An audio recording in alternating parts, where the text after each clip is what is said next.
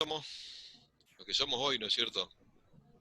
Les decía, chicos, el tema de la, porque tiene mucho que ver, ¿no es cierto?, hablar de las posibles alternativas con el análisis de las medidas de coyuntura, ¿no es cierto?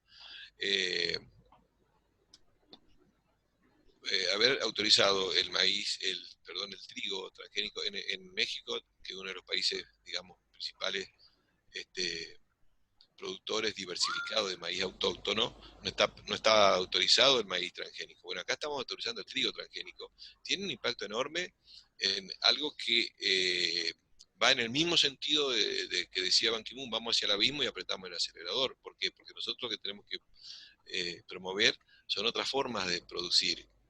Son otras formas de producir que es no solamente producir alimentos sanos, sino alimentos sanos con mayor cantidad de generación de empleo, con menor utilización de petróleo, con menor impacto sobre el cambio climático y el calentamiento global, eh, y además alimentos de cercanía para abastecer a la población y prepararla para eventuales y futuros colapsos, estar mejor preparada. Si vos no tenés, si vos estás en una ciudad donde no estás generando la producción de alimentos frescos, es decir, frutas, verduras, hortalizas que consume la población, cualquier problema de falta de combustible y te deja sin alimento, porque no va a traerlo de varios kilómetros, de cientos o de miles de kilómetros.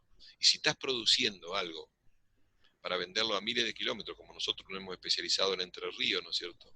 En la monoproducción de transgénicos, donde tenemos casi el 70% de la superficie para hacer soja y también un poco de maíz transgénico, o más, llegamos al 80% entre los dos, para vender a miles de kilómetros, es decir, a Europa o a China, en caso de colapso energético, es decir, falta de combustible, no tenemos a dónde colocarlo a eso. Si no podemos ni abastecernos de alimentos frescos ni vender lo que producimos. Y no hay proyección de mediano plazo, porque acá las decisiones son todas cortoplacistas, ¿viste? ¿Cuánto voy a ganar al máximo en el más corto plazo? Entonces, volviendo a esta preocupación, ¿qué, ¿qué podemos hacer? Hay muchas experiencias que en los hechos ya se están recorriendo para, por ejemplo, recrear las condiciones de la autonomía alimentaria, las formas de producir diferentes, o por ejemplo también formas de generar energía alternativa, limpia, sustentable. Digamos, hay formas. Lo que pasa es que no hay receta, sino más bien la receta tiene que ver eh, cómo logramos dentro de la sociedad informar y sensibilizar para ir cambiando conductas, cambiando organizaciones y cambiando también las políticas. Porque si la sociedad no reclama esos cambios que son profundos, y los políticos siguen en la misma línea que los intereses económicos, ¿no es cierto? Pero yo quiero que entiendan esto, chicos. No van a venir soluciones regaladas de arriba me refiero a los decisores, a los grandes decisores de los políticos o los económicos. Les voy a poner un ejemplo. Estados Unidos, el país más poderoso y más rico del planeta. Ahora está disputando el poderío, ¿no es cierto?, con la República Popular China. Pero los sectores de poder no tienen ninguna preocupación por la calidad de vida y por la salud de su población. Al contrario, tienen 50 millones de pobres, ahora van a aumentar más, ¿no es cierto?, por el tema de la cuarentena, pero sin considerar el periodo ya de inicio de la cuarentena que agrava la situación de desempleo y de pobreza, ¿no es cierto? Pero el país más poderoso de la Tierra tiene 50 millones de pobres porque la clase dirigencial, la élite económica y política, está resolviendo sus problemas, y sus problemas tienen que ver con la lógica del sistema, no con los problemas de la gente. Entonces, pensar que la solución viene arriba es erróneo. Ahora, ¿cómo hacemos? Y bueno, que la gente tiene que tomar conciencia de que tiene que ser más protagonista y no esperar que las soluciones vengan de arriba, lo cual requiere eso, información, sensibilización, independencia de criterio, porque si no generan falsa expectativa. Y más, si nosotros bajamos al nivel de nuestra sociedad, están los medios que son oficialistas y opositores. Entonces, ¿qué dicen los? Como siempre aplican las políticas de Estado que mantienen la lógica de este sistema, que es tener, por ejemplo, pobreza que oscila entre el 35 y el 50% de la población, Entonces, cuando uno son oposición, critican mucho al oficialismo y dice, cuando nosotros seamos gobierno vamos a solucionar el problema. Cuando ya no es el gobierno, pasa la cosa al revés, ¿no es cierto? Dicen, no, estos son los que iban a solucionarlo, y no tocan las cuestiones de fondo.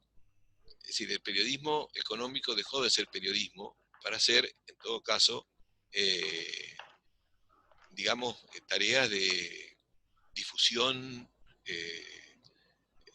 oficial, propaganda oficial, pero disfrazada de periodismo económico, a veces crítico, no crítico, ¿no es cierto? Y lo que nosotros estamos buscando es que haya esa mirada crítica para que entendamos que las soluciones, primero, no son fáciles, segundo, que no van a venir de arriba si la sociedad no las pide, si la sociedad no las reclama y si la sociedad no las lucha. Hay ejemplos extraordinarios de sociedades que desde tal vez el primer ejemplo acá en Argentina contra la megaminería, ¿no es cierto? En Chubut, cuando el pueblo se movilizó y exigió que se haga un referéndum para determinar si entra o no entra Esquel, fue un ejemplo espectacular, y la frenaron, pero con concientización, con información, con participación, y ahí el poder político se vio obligado a tener que convocar a un referéndum y tuvo que aceptarlo. En La Rioja hubo también comunidades que se vienen movilizando desde hace más de 12, 15 años y están evitando que lleguen a generar el impacto que generan las megaminerías, que secan los cursos de las aguas, que las contaminan, que las envenenan con cianuro, que con el, el líquido que largan después que usan para separar el oro, ¿no es cierto?, de la roca. Entonces, se movilizan y lo logran. Ahora, no es fácil, no es fácil. También hay muchas comunidades que se están organizando para producir alimentos sanos y ecológicos. Lo que pasa es que las políticas en general no ayudan a esos procesos, sino que ayudan a lo otro. Para poner un ejemplo, nosotros comemos, yo no, por supuesto, pero la, la producción de pollos, digamos, la forma que hoy se ha impuesto, ¿no es cierto? Es una forma que está garantizando que, bueno, el pollo está absolutamente lleno de antibióticos y de productos químicos que lo hacen para que se engorde rápido, para que no se enferme y no se muera en las condiciones realmente horrorosas con que se crían esos pollos, ¿no es cierto? Entonces eso hace mal. Ahora, si uno quiere conseguir pollos de campo, es muy difícil. A mí se me complica, por ejemplo, acá, porque los prohíben, no lo dejan entrar, no lo dejan traer, porque le ponen tantas exigencias bromatológicas. Entonces, ¿qué pasa? A los pequeños productores que hacen alimentos sanos, que nosotros deberíamos consumir, se les hace imposible bajar. Pero lo están haciendo. Y aquellos que nos están envenenando, nos están contaminando, son los que tienen todo. Entonces hay ejemplos, hay experiencia en el tema de alimentos, en el tema de energía, en el tema, digamos, de transporte, en el tema de la movilidad sustentable, que, bueno, que es necesario poder estudiarlo y trabajarlo para darnos cuenta de que hay otra forma de producir, que hay otra forma de consumir, que hay otra forma de convivir. Otra forma de convivir que nosotros todavía no lo hemos perdido, porque si nosotros hablamos por ahí con gente que vivió en los años 60, 70, y te va a decir que se vivía en condiciones muy, muy agradables, la gente era muy feliz en general, en pueblos del interior y hasta en la capital, donde nosotros podíamos vivir sin cerrar la puerta de la casa, salíamos y dejamos la puerta de la casa sin llave. Podíamos ir varios días y dejar así la casa. Podíamos salir tranquilos a caminar sin problema, sin peligro. Pero además no estamos todos los días pensando a ver qué compramos hoy, mañana o pasado, el último modelo. Es decir, que ese hiperconsumismo que hoy está generado por el propio sistema, por la necesidad de vender cada vez más, ¿no es cierto? Pero que está destruyendo el ambiente y nos está también destruyendo las relaciones sociales. Y el tema es que cuando se producen, porque ya ha habido casos de colapsos, pero acotados, ¿no es cierto? Como para decir un ejemplo, el huracán de Katrina, cuando rompió las defensas para contener las inundaciones, cuando se elevó el nivel del mar en Nueva Orleans, dejó, bueno, 2/3 de la ciudad inundada. Y ahí era sálvese quien pueda. ¿Qué hace el gobierno cuando vio que ya se venía? Y anuncia y dice, los que puedan evacúen, evacúen porque ya se nos viene. Bueno, la gente que tenía forma de movilizarse, autos, salió. Y en general la población que quedó de población negra, población de Sudaca, los inmigrantes, y bueno, tuvieron que sobrevivir como pudieron, porque no tenían ayuda de nadie. Situación de colapso donde sálvese que pueda, y si había que ir a buscar a un supermercado o lo que sea, o digamos, matar o morir, ¿no es cierto? Porque ahí se acaba lo que llamamos nosotros la civilización. Entonces, en esas situaciones de colapso van a ser cada vez más habituales. Entonces, frente a eso, en la eventualidad que se produzcan, lo más importante es recrear comunidad, recrear esos lazos sociales que nosotros hemos perdido y que seguimos perdiendo, y que lamentablemente se potencia esa destrucción de los lazos sociales con medidas como la cuarentena criminal, ¿no? Que hace que si nosotros nos juntamos con un familiar, podamos ser hasta denunciados por un vecino. Fíjense qué locura, cuando lo que nosotros tenemos que lograr es recomponer la comunidad, de manera que en situaciones eh, críticas podamos dar respuestas solidarias y en conjunto, porque es en comunidad como se logran las cosas. Como por ejemplo el Gualeguaychú, cuando le iban a poner 3 pasteras enfrente, y empezó a tomar conciencia, empezó a generar con más información y sensibilización el impacto negativo que va a tener. Bueno, hubo movilización extraordinaria, y se movilizaba desde chiquito, de la primaria hasta el anciano, el abuelo, iban a las movilizaciones, y iba el periodista y le preguntaba por qué están, y le explicaban. Es decir, la toma de conciencia es importante porque la comunidad se movió y se autoorganizó. O sea, los políticos tuvieron que responder, en ese momento por lo menos, a esa fuerza que tenía la comunidad. Eso, bueno, es un poco, nos estamos yendo de lo específico económico, pero que tiene que ver con lo económico, porque estamos hablando de forma de producción, de consumo y de sustento de la vida, ¿no es cierto? Y fíjense ustedes que cuando hablamos de economía, nuestro criterio es cómo hacemos la vida más sustentable, y tiene que ver también con lo que en otra oportunidad hemos hablado, en economía también, de que una de las actividades que hacen sustentable la vida son las actividades de cuidado, que están casi mayoritariamente protagonizadas por la mujer, ¿no es cierto? Y esas actividades de cuidado no se consideran economía, no se considera economía, son las peores remuneradas, si están remuneradas, si no, son gratis, y tiene que ver un poco con las condiciones de vida de la gente. Entonces, lo que nosotros tratamos de que el periodismo económico no se quede en esto, porque realmente están desviando el eje. Están diciendo, bueno, ¿y cuánto va a estar el dólar mañana? Sí, pero ¿por qué está el dólar así? ¿Qué pasa? ¿Por qué el dólar está así? No, porque autorizan a comprar, los que compran $100 para proteger sus escasos ahorros, no son los que generan esta locura, ¿no es cierto?, de aumento del valor. Lo dijo, estaba leyendo unas declaraciones de Claudio Lozano, ¿no es cierto?, un economista que hoy es parte del directorio del Banco Nación, o sea, puesto por este gobierno, y sin embargo lo dijo clarito, algo que nosotros venimos diciendo. Los que, los que provocan esta crisis del dólar, como se dice ahora, no son los que compran 100 o $200 en un mes, sino son, por ejemplo, los 7.000 millones de dólares que autorizó este gobierno, y lo dijo él, ¿no?, que es parte del gobierno, este gobierno durante el año 2020, a que empresas, grandes corporaciones, salden sus deudas afuera, y bueno, mandaron los dólares que hoy están faltando, ¿no es cierto? Y que muchas veces son operaciones de autopréstamo, pero eso no lo dicen los periodistas.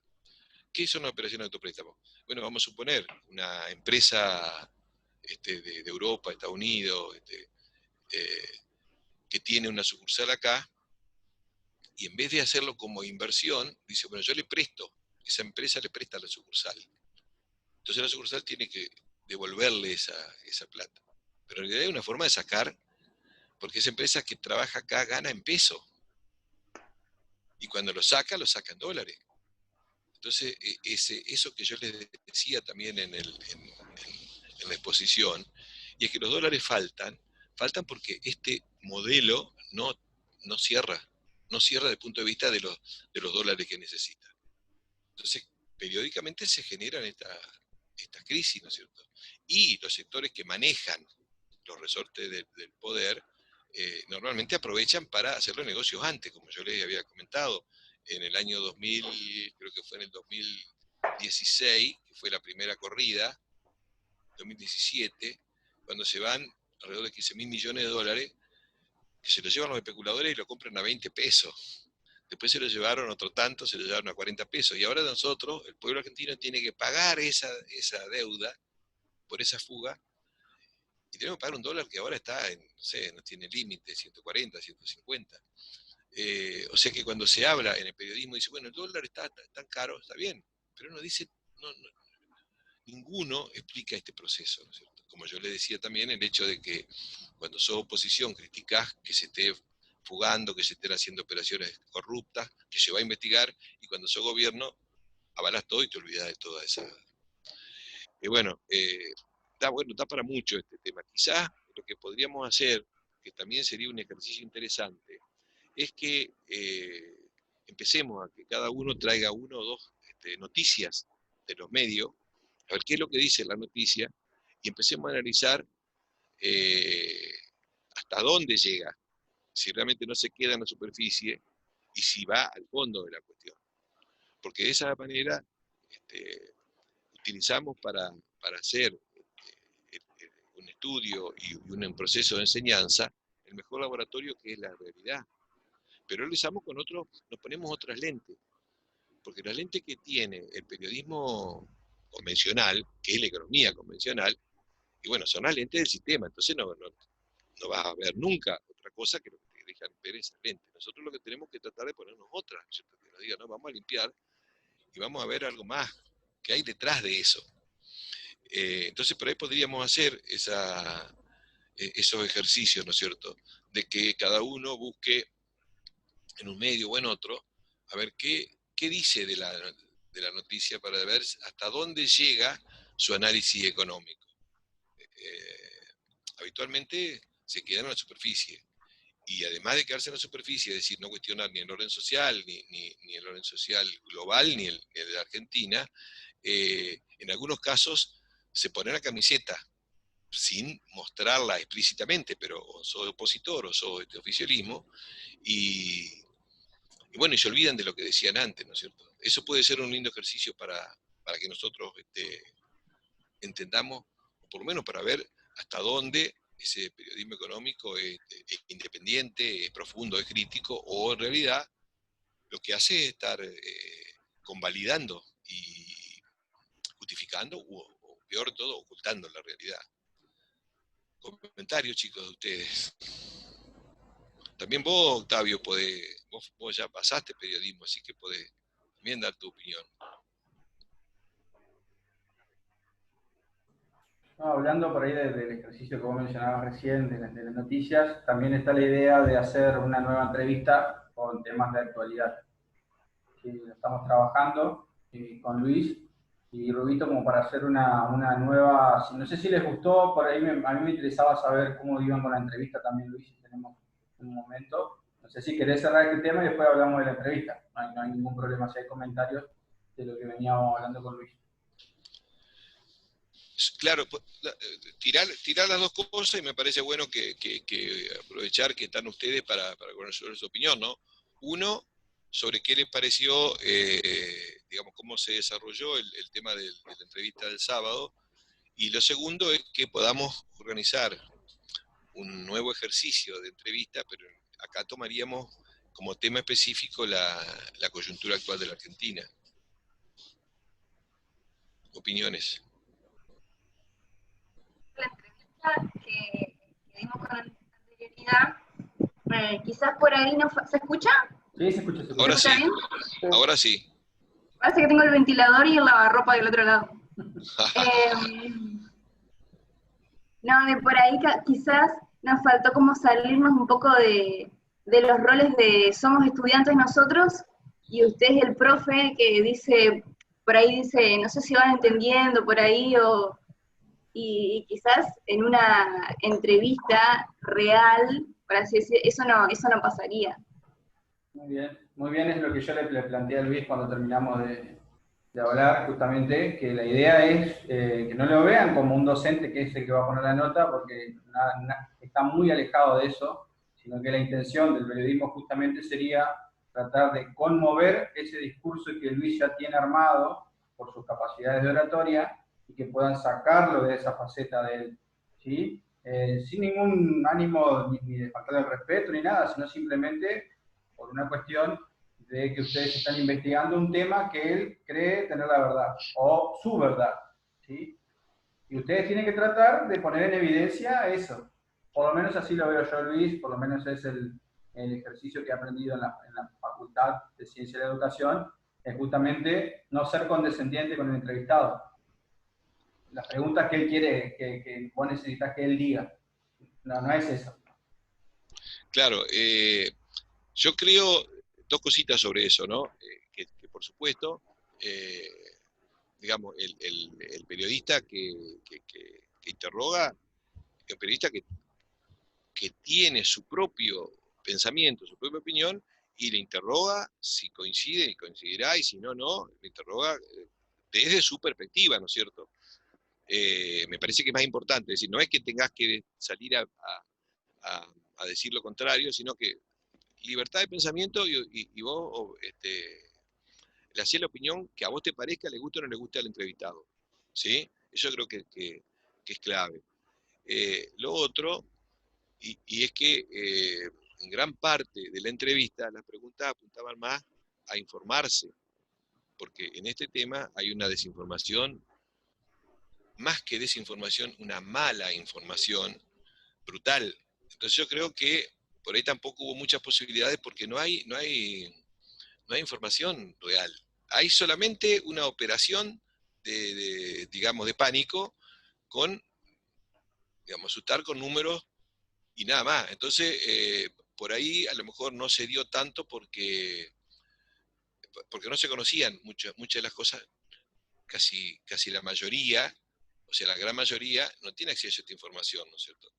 Eh, pero como yo te decía, Octavio, hubiera sido lindo, sí, que plantearan lo que dicen los periodistas entre comillas, ¿no es cierto? Para darme la oportunidad de poder darle más elementos y más información para poder desmitificar esa operatoria intencional de meter pánico, ¿no es cierto? Y de mentir, porque me ayudaría a eso. O sea, si como vos creo que vos me decías, alguien hubiera podido preguntar si en algo así, si en las manifestaciones no se corría el riesgo de contagio, no sé, algo así, dijiste, ¿no? Creo que habíamos hablado de eso, me parece, sí. Entonces Eso, yo te digo, o de bueno, la OMS, que ahora salió a decir sobre las cuarentenas también, ¿sí? Que las cuarentenas eternas no serían lo indicado, cuando al principio fue su carta de presentación siempre. También cuando vos dijiste, bueno, el barbijo al principio dijeron que no, que cómo van a usar barbijo, que esto y después que sí. Después que los asintomáticos no pasaba nada, después que sí contagiaban. Bueno, todas estas cosas pasaron por alto. No hubo preguntas específicas sobre esas cosas, ni sobre la actualidad, ni sobre esa nota que dio, que salió de la Organización Mundial de la Salud, sobre las cuarentenas. sí, está bien, coincidimos en que, digamos, había mucho más para conversar, porque estamos hablando de un tema que no es menor, chicos. Ustedes no tienen idea de la situación que pasan, puedan estar pasando por ahí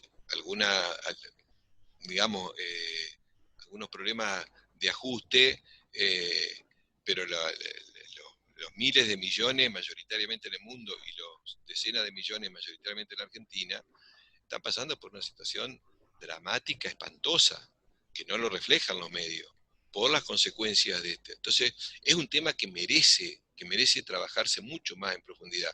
Y uno ve que los medios están alineados todos en repetir el mismo discurso, ninguno se plantea mostrar las enormes contradicciones, como yo les decía en la charla del sábado, en la entrevista, llamémosle así, las enormes contradicciones, es decir, bueno, ¿cómo? El coronavirus afecta según la decisión, hoy no puede salir nadie, mañana pueden salir todos. Y que es una locura, ¿y quién dice? ¿Y cómo si yo trabajo en Santa Fe, viajo todos los días, no tengo problemas, pero si yo quiero visitar qué sé yo, mi hijo que está allá, no puedo, pero ¿cómo? Están adiestrados los bichos para hacer. Es una locura, es decir, no hay nadie que cuestione las contradicciones más burdas y las decisiones autoritarias y discrecionales que están tomando. Es decir, yo digo, voy al parque, ¿no es cierto? Hay días que dicen no se puede ni caminar solo por la costanera, solo, ¿eh? O sea que no me voy a contaminar, no voy a contagiar yo mismo, no se puede, no se puede, no se puede. Y uno va, al día siguiente autorizaron libre y está lleno, lleno, lleno de gente. ¿Y cómo? ¿Que lo guardaron o encerraron? ¿Y cómo no hay nadie que diga eso? ¿No es extraño que el periodismo esté digamos, tan falta de mirar estas contradicciones, como la que señalaba Octavio, ¿no es cierto?, de la OMS? Yo creo que la más grave de toda es el hecho de haber difundido, pero después de nadie lo dijo, que existen lo que se llaman los contagiados asintomáticos. O sea que supuestamente lo tienen al virus, pero no tienen los síntomas. ¿Cómo demuestran que lo tienen? Lo demuestran con el famoso PCR, que no sirve para nada, ¿no es cierto? Pero es lo único que podía argumentarse que llevara a la necesidad de aislar a toda la población, aislar a los sanos. Como no sabemos si los sanos están o no están contagiados, todo adentro. Bueno, después una funcionaria de la OMS, hace 2 meses más o menos, se le escapó en una conferencia de que, bueno, en realidad no habían, en ningún lugar del mundo se había demostrado eso, que los asintomáticos contagian. Bueno, después apareció el mapa, no apareció en ningún medio, pero si los asintomáticos no contagian, no existe ninguna razón valedera para que se encierre a toda la población. Se aíslan a los que están contagiados. Correcto. ¿Lo solucionarías con un termómetro digital, digamos, en cada parada de colectivo? No, los que están contagiados tienen que tener todos los síntomas. No. Es decir, no se respeta ninguna de las leyes de la medicina tradicional, nada, ni siquiera eso. Lo que pasa es que tiene que meter miedo para que la población desesperada diga queremos la vacuna. Y el que no quiere vacunarse, ojo, porque va a quedar aislado socialmente, castigado legalmente, etcétera, etcétera, etcétera. Es decir, hay un plan que hay que charlarlo, pero es cierto, como vos decís, que es bueno que en las entrevistas al entrevistado se le plantee todas estas cosas, porque eso da pie, ¿no es cierto?, para que... Y acá nadie es portador de la verdad. Yo simplemente lo que hago es haberme informado mucho más de este tema y tratar de que se difunda, pero sabiendo esto que yo les comenté a ustedes y que ustedes tienen que estar ya manejando, porque son estudiantes avanzados de comunicación social, de que las técnicas de manipulación de los grandes medios ya vienen siendo desarrolladas desde hace mucho a partir de generar el miedo y el pánico. Esto es real, ¿no es cierto? ¿Por qué? Porque eso hace de que el sistema límbico, que es el que prácticamente genera nuestras reacciones primitivas, le ponga un escudo a cualquier otra opinión racional diferente. Entonces yo tengo miedo y esto me puede generar. Yo veo que todos los días hay cantidades de infectados y cantidades de muertos y cantidades. Entonces no me vengan, yo no escucho ninguna otra razón.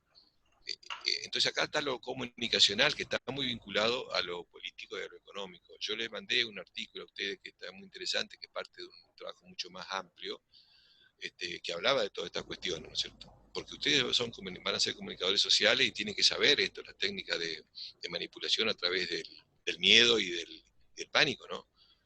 Una forma de lograr que la población se comporte como se está comportando ahora, es decir, aceptar el aislamiento, el encierro voluntario y hasta ser delator, ¿no es cierto?, de que no cumple, por el miedo, básicamente por el miedo, no por la razón, porque si no nos estaríamos riendo de las barbaridades que hacen, ¿no es cierto? Bueno, y lo otro es, bueno, que si usted, bueno, no sé qué otra opinión hay sobre lo del sábado y después hablamos sobre una posible nueva entrevista, pero otro tema. Yo tenía una consulta, Luis. si por ahí es tan, tan malo para los gobernantes, ¿no? El tema eh, del crecimiento, por ejemplo, ahora que se está hablando de una caída del 12% de la producción a nivel nacional, más allá de que no es el mejor indicador y demás, ¿por qué les convendría, digamos, mantener esa situación si justamente se ve reflejado en un montón de estadísticas negativas para la producción nacional? Yo por ahí me pregunto eso porque justamente se los ve quizás como preocupados por la salud, qué sé yo, pero la economía prácticamente destruyeron en un montón de sectores. eh, y entonces es un plan estratégico que se está pensando a años posteriores quizás, o por qué no les importa, digamos, esa caída. Sí, Perdón, yo estaría... digamos, del caso argentino está hablando Mati, porque el No, El caso bueno, caso de pero... Estados argentino Unidos y sí, porque... Brasil fueron No, no, posturas Sí, porque... totalmente distintas. pero yo creo que es válido No, sí, sí, por supuesto. para la gran mayoría de los países, ¿no es cierto? Es válido porque Sí. no es el único el caso Bueno, argentino. China, por ejemplo, se está hablando de un 5% de crecimiento y sin embargo también tuvo la pandemia. O sea, por ahí, Claro, sí. ¿qué No, bueno, beneficia, digamos? a ver, primero, el sistema mundial capitalista está en crisis. La Argentina estaba también viviendo, nosotros tuvimos un modelo económico que tuvo la mejor fase, la fase expansiva, que siempre es la fase del inicio, la fase de estancamiento y la fase de la crisis. La economía estaba en crisis. Para salir de esa crisis, si uno mantiene el sistema, tiene que, y lo quiere fortalecer para superarla, y tiene que hacer lo que se hace normalmente en las crisis, ajustes, achicamiento del salario, o sea, generar más ganancias para que haya más rentabilidad en ciertos negocios, limpiar el mercado de chiquitaje para que haya más concentración y que quede más poderoso, y preparar las condiciones para el futuro. Hacer eso implica costos por el gobierno. Cuando Macri quiso hacer un ajuste con los jubilados en el 2017, éramos millones en una calle y le costó muchísimo, le costó tremendamente. Ahora, el tema de la cuarentena es ideal, porque todo lo que pasa desde principios de año hasta ahora es culpa del virus, no es culpa del gobierno, es culpa del virus. Y lo que están haciendo son justamente los deberes que deben hacer, que le hace hacer el poder económico, ¿no es cierto? Arreglar con los acreedores, reconocer la deuda, ajustar los jubilados, achicar los salarios a los trabajadores, hay más desempleo, lo cual hace que nadie pelee por salarios. Es decir, hay un reajuste del sistema. Esto no es una cuestión, yo a ustedes les decía, creo que el sábado también, y no es un tema de un gobierno u otro. Hay un orden social, hay un sistema, hay un modelo de acumulación, hay actores muy poderosos y el sistema partidocrático, lamentablemente, se ajusta a ese orden. Entonces, juega su rol. ¿Qué es lo que está haciendo? Y la crisis la llevaba a que o tocaba a los sectores poderosos o hacía el ajuste sobre los más débiles. Bueno, la cuarentena fue especial para hacer el ajuste sobre los más débiles y echarle la culpa al coronavirus. ¿Por qué? Porque yo les había dicho a ustedes, chicos, que este modelo en Argentina es un modelo que está muy concentrado, económicamente son muy pocas y poderosas las grandes corporaciones, extranjerizado, pero además no genera empleo productivo y el Estado tiene que hacerse cargo, pero para hacerse cargo tiene más gasto y para pagar esos gastos tiene que cobrar impuestos. Entonces, ¿cuál es la alternativa real ahí? Mantener este orden social, pero el Estado tiene mucho gasto, entonces hacer el ajuste fiscal, el ajuste previsional, es decir, el ajuste sobre los más débiles. O si no, hacer lo que debería corresponder hacer. Los impuestos los paguen los que más ganan. Bueno, nada que ver. No, dejar de pagar una deuda que no se debe, nada que ver. Cambiar el parámetro de hacer actividades esenciales en los agronegocios, la minería y promover la agroecología y otras actividades que son mucho más sanas. Bueno, esas son las verdaderas alternativas. Y el hecho de que, en mi opinión personal, ¿no es cierto?, pero que pasa en Argentina, pasa en otros lugares también, el hecho de la cuarentena le dio la posibilidad de hacer este ajuste, quedar bien con los sectores más poderosos, pero no fue culpa del gobierno esto. Esto era culpa de para la mayoría, esto es culpa de la pandemia. La culpa la tiene la pandemia, no la medida que se toman. Esto es lo que yo creo de que el caso de Argentina y de muchos otros países, en Chile también, yo les había dicho, hace un año se festeja. El pueblo chileno ya sale de nuevo, se está rearmando para salir, pero un año de luchas de todos los días, una represión fenomenal, y con la pandemia aprovecharon el gobierno para reprimir y desmovilizar. Es decir, cada uno aprovecha. Y uno analiza que la experiencia de los países, si uno analiza las estadísticas mundiales hoy, a pesar de que están todas las cifras muy infladas, muy distorsionadas, pero hay como un pelotón de países donde están, digamos, en peores condiciones desde el punto de vista de los muertos y los contagiados. Bueno, en ese pelotón está la Argentina. Es decir, que desde el punto de vista sanitario tampoco se puede decir, aún desde su lógica, que se haya mejorado. Y si uno analiza la estadística mundial de los países que tienen peor performance económica, está la Argentina. De América Latina y del mundo. En otros entonces, digamos, hay mucho para conversar. Y es bueno que vos plantees esto, y tendríamos que haberlo planteado en la entrevista. ¿Sí? Porque como dice Octavio, ahí es donde estaba decir, ponerlo al entrevistado, así a ver si tiene alguna contradicción o a ver cómo explica eso, ¿no es cierto? Esa estuvo, la única incisiva fue la de antivacuna que te preguntaron. No sé si fuiste vos, ¿qué tal? Sí, claro. Esa es una buena pregunta. Es una buena pregunta. Claro. Muy cortita, pero es una buena pregunta. Pero bueno, después se puede aprender. De todo eso se aprende, por supuesto. Pero yo creo que realmente este gran tema, además de ser el más importante hoy de la humanidad, porque el impacto que tiene es brutal en todo sentido, ¿no es cierto? En términos de desempleo, en términos de muerte por pobreza, hasta en términos de concentración del ingreso, en términos de fortalecimiento del poder del Estado y de los controles sobre la población. Ahora, desde el punto de vista comunicacional, también tiene elementos muy, muy, muy interesantes para profundizar, ¿no es cierto? Porque, por ejemplo, tanto en los grandes medios como en las redes, está todo este desprestigio de cualquiera que dice algo en contra de esta versión convencional, oficial, que baja la OMS, que es decir, la baja el poder mundial a través de la OMS, enseguida es tildado de lo que sea. Bueno, estos son fundamentalistas, estos son... es como cuando la lucha ambiental, ¿no es cierto?